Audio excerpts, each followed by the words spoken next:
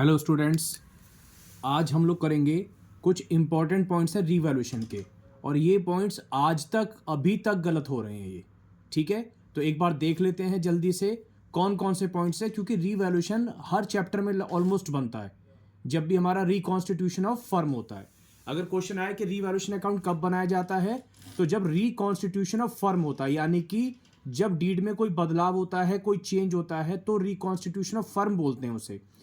Partnership firm का दोबारा से एग्रीमेंट होना, तो रेशो बदल रहा हो, एडमिशन हो, रिटायरमेंट हो, डेथ हो, ये सारे के सारे रिकॉन्स्टिट्यूशन ऑफ फर्म के एग्जाम्पल हैं।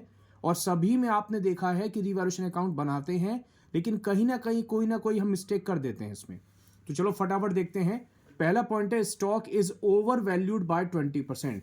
तो स्टॉक जो है वो ज्यादा लिखा हुआ है। ओवर वैल्यूड का मतलब होता है स्टॉक बैलेंस शीट में ज्यादा लिखा हुआ है। कितने से? 20% से।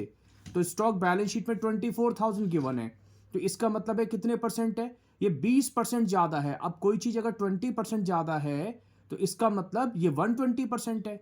तो इसको आपको क्या करना पड़ेगा? कम करना पड़ेगा। कम करेंगे तो लॉस है, और नुकसान है तो रीवैल्यूएशन के किधर की तरफ आएगा? डेबिट साइड में आएगा। डेबिट में क्यों? क्योंकि रीवैल्यूएशन अकाउंट नॉमिनल अकाउंट है, और नॉमिनल अकाउंट का रूल होता है debit all losses and expenses. जितने भी नुकसान है सारे डेबिट में, credit all incomes and gains, जितने भी फायदे हैं सारे क्रेडिट में आएंगे। तो हमारे को स्टॉक की वैल्यू को कम करना है क्योंकि ओवर वैल्यूड था पहले से ही। तो टू स्टॉक अब कैसे निकालेंगे? देखो 24,000 गिवन था, और ये कितने परसेंट के बराबर है? 120% के बराबर है ना। 20% ज्यादा था तो 120। मान लो 20% कम होता तो यहां 80 आ जाता। ज्यादा है तो 100 में ऐड कर लो, कम है तो 100 में से माइनस कर दो। तो 24,000 120 के बराबर है, तो 120 से डिवाइड करूंगा तो 1% की वैल्यू आ गई। कितने परसेंट से आपको इसको कम करना है? 20% से कम करना है, तो इंटू 20 कर दो, तो ये आपकी वैल्यू 4,000 आ जाएगी। तो इसका मतलब है स्टॉक को 4,000 से आपको रिड्यूस करना है। नेक्स्ट पॉइंट देखो, machinery was found under valued. देखो आ गया, मशीनरी अंडर वैल्यूड है। कितने से? 10% से। मतलब मशीनरी बैलेंस शीट में कम पाई गई, यानी कि कम लिखी हुई है, तो आप उसे बढ़ाओ, सही करो, फायदा हो गया। फायदा रीवैल्यूएशन के किधर आएगा? क्रेडिट साइड में आएगा। अब ये 18,000 है, तो देखो अब ये जो 18,000 है ये 10% कम है, तो जल्दी से बताओ कितने परसेंट हो गया ये? अगर 10% कम है तो 90% है ये, है ना। तो यहां पर बाय मशीनरी, क्योंकि मशीनरी कम लिखी हुई थी तो हम उसे बढ़ा रहे हैं, तो बाय मशीनरी 18,000 जितने के बराबर है। 100 में 10% कम था तो माइनस कर दिया, ये 90। ये ज्यादा था तो हमने 120 करा था। ठीक है ना, ध्यान रखना इस बात को। मैंने दोनों एग्जांपल ले लिए, कम वाला भी और ज्यादा वाला भी। तो ये ज्यादा वाला था, ये कम वाला है। तो अपॉन 90, तो 1% की वैल्यू आ गई, इंटू 10। आपको उसको 10% से बढ़ाना है, तो ये आपके 2,000 आ जाएंगे। अगला पॉइंट देखते हैं जल्दी से। Provide provision for bad dates. देखो बाय लगा रखा है मैंने, इस पे हाथ का निशान भी है। बाय का मतलब होता है आपको नया प्रोविजन बनाना है, आपको एडिशनल प्रोविजन बनाना है, आपको एक्स्ट्रा प्रोविजन बनाना है। जो प्रोविजन पहले से बैलेंस शीट में गिवन है उसे इग्नोर कर दो। इसकी हिंदी होती है प्रोविजन फॉर बैड डेट्स 10% से बनाइए, से यानी कि 10% से बनाना है। यानी कि जो बना पड़ा है उसको रहने दो, उसको टच मत करो। जैसे डेटर्स 40 हैं, इसमें प्रोविजन बैलेंस शीट में 1,000 दे रखा है। ये जो मैं ब्रैकेट में लिख रहा हूं ये मतलब बैलेंस शीट में गिवन है। तो ये जो 1,000 है इसकी तरफ देखो भी मत जब बाय वर्ड लिखा होता है, ध्यान रखना। ये मिस्टेक आज तक चल रही है, अभी तक चल रही है, थोड़ा सा ध्यान दो इन चीजों पे। तो डेटर्स 40 हैं, तो 40 का 10% हो गया 4,000। तो इसका मतलब है हमारे को प्रोविजन 4,000 रुपए से बनाना है, और ये हमारा क्या है? लॉस। प्रोविजन का मतलब पैसे डूबने के चांसेस, और पैसे डूबने के चांसेस नुकसान है। तो टू साइड में रीवैल्यूएशन देखो, टू साइड में आ गया to provision for bad debts, 40 का 10% 4,000, और जो ऑलरेडी 1,000 रुपए बना था उसकी तरफ हमने देखा भी नहीं। बाय के अलावा कुछ भी आ जाए, टू लिखा जाए, एट लिखा जाए, अप टू लिखा जाए, तो कंपेयर करते हैं, मतलब वो लिमिट होती है इतने रुपए तक बनाना है। जैसे नीचे वाला example, provide provision for bad debts at. अब यहां पर अप टू भी हो सकता था, टू भी हो सकता था, मतलब बाय के अलावा कुछ भी हो, तो 5% तक बनाना है, यानी कि लिमिट है, इसको क्रॉस मत करना, इतना होना चाहिए। तो आपको देखना पड़ेगा ना पहले कितना है।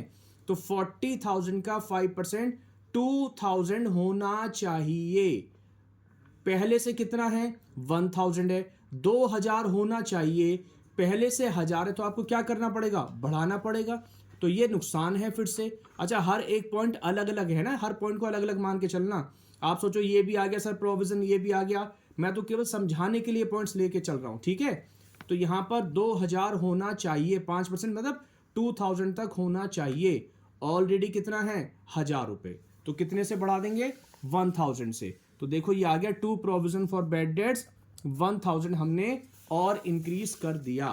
अगला पॉइंट देखते हैं, prepaid insurance is to be recorded 1,000। Prepaid का मतलब होता है आपने एडवांस में इंश्योरेंस पे कर रखा है, और जब हम कोई एडवांस में पेमेंट करते हैं वो हमारी एसेट होता है। तो इस पॉइंट में हमारे को एक एसेट मिल रही है, एसेट का मिलना फायदा, और फायदा क्रेडिट साइड में आता है, credit all incomes and gains. तो ये लिखा हुआ है देखो, बाय प्रीपेड इंश्योरेंस कितने का फायदा हुआ, 1,000 रुपए का फायदा हुआ, ठीक है। Next point, stock is obsolete. Obsolete का मतलब होता है आउटडेटेड, बेकार हो जाना, खराब हो जाना। तो 2,000 रुपए का स्टॉक खराब हो गया, आपका बेकार हो गया, इट मीन्स आपको नुकसान हो गया।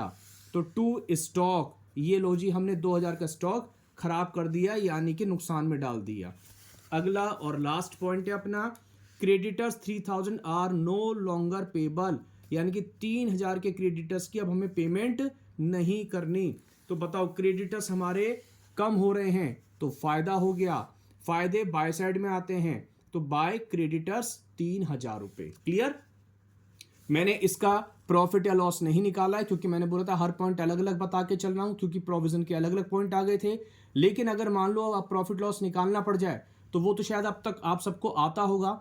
इधर का टोटल करेंगे, इधर का टोटल करेंगे, अगर डेबिट साइड का टोटल बड़ा होगा तो क्या होगा बोलो, लॉस, और अगर क्रेडिट साइड का टोटल बड़ा होगा तो प्रॉफिट। जैसे इसमें देख के देख लेते एक बार, 4 और 4 8 और 2 10 11, 11,000 है डेबिट का, और क्रेडिट का अगर हम लोग देखें तो 6 ही आ रहा है। तो ये साइड यानी कि 11,000 माइनस 6, तो 5,000 का लॉस। तो यहां लिखेंगे हम by loss transferred. Inner column में कौन से पार्टनर्स में डिस्ट्रीब्यूट होगा रिवैल्यूएशन, हमेशा ओल्ड पार्टनर्स में डिस्ट्रीब्यूट होता है, मतलब जो बैलेंस शीट में होते हैं। तो यहां पर by loss transfer to A B, दोनों या जितने भी पार्टनर्स होंगे पुराने, उनमें उनके ओल्ड रेशियो में डिस्ट्रीब्यूट हो जाएगा। क्लियर है। एक बात और जल्दी से सुनो, अगर हम इसकी एंट्री बनाने को आ जाती है, तो देखो जितने भी डेबिट में लिखे हुए हैं ये सारे नुकसान हैं, नुकसानों के लिए रीवैल्यूएशन को डेबिट करेंगे। तो revaluation account debit to stock, to provision for bad debts और टू स्टॉक अकाउंट। मतलब ये तो अलग अलग पॉइंट है ना, वैसे तो मैंने बोला था जो भी होंगे मतलब डेबिट में वो सारे टू हैं, तो टू ही रहने देंगे और रीवैल्यूएशन को डेबिट कर देंगे। तो revaluation account debit to stock, to provision for bad debts, to provision for bad debts, to stock. Clear.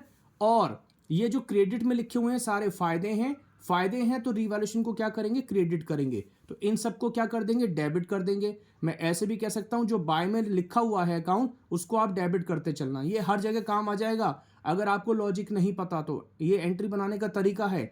अगर आपको अकाउंट्स अच्छे से आते हैं तो मशीनरी अकाउंट डेबिट, बाय लिखा है ना, machinery account debit to revaluation, prepaid insurance account debit to revaluation, creditors account debit to revaluation. तो बाय में इनको डेबिट कर दो, फायदा है मतलब क्रेडिट में लिखे हैं तो रीवैल्यूएशन को क्रेडिट कर दो।